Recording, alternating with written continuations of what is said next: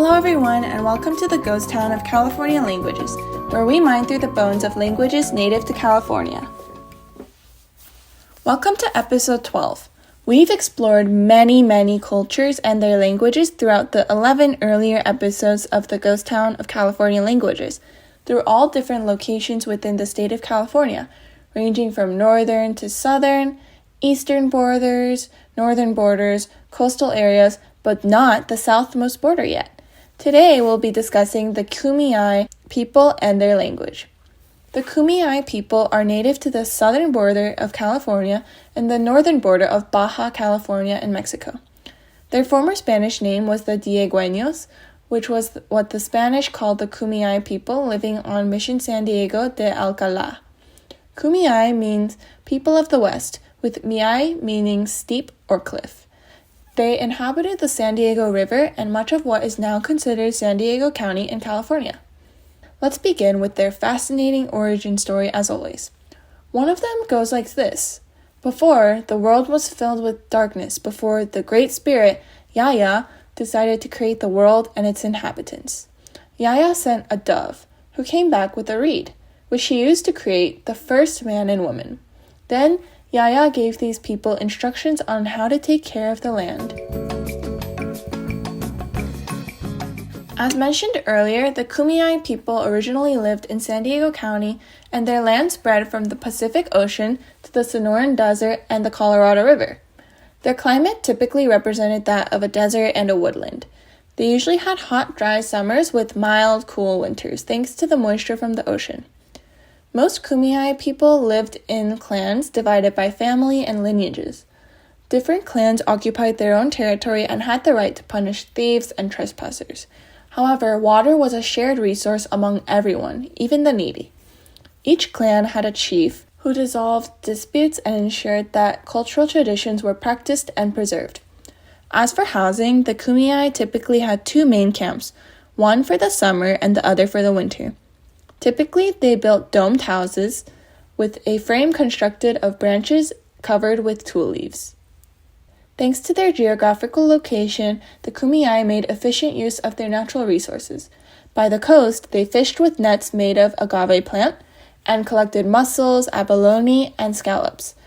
Inland, they hunted large game like antelope and mountain sheep. This was considered a difficult, respectful skill as hunting large animals requires utmost precision and skill. The Kumeyaay mostly relied on birds, rabbits, squirrels, and wood rats for their meat.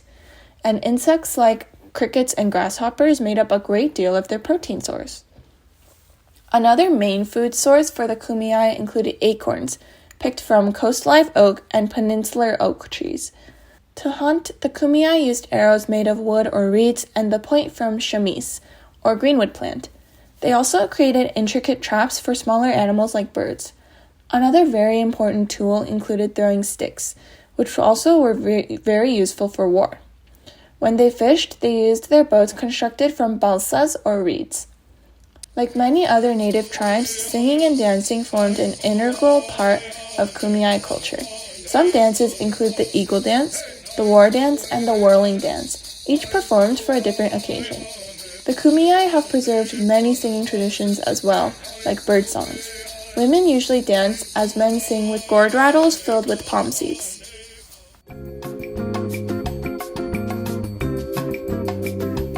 The Kumeyaay were one of the first Native American groups in Alta California to become a part of Mission San Diego de Alcalá. This is when they were given the name San Diegueño, or simply Diegueño. Although they were forced to work on the mission, they remained in their native villages. However, tensions were high between the Spaniards and the natives, even resulting in a 1775 revolt. After the mission period, the Kumeyaay were promised land plots for farming, but very few actually received them.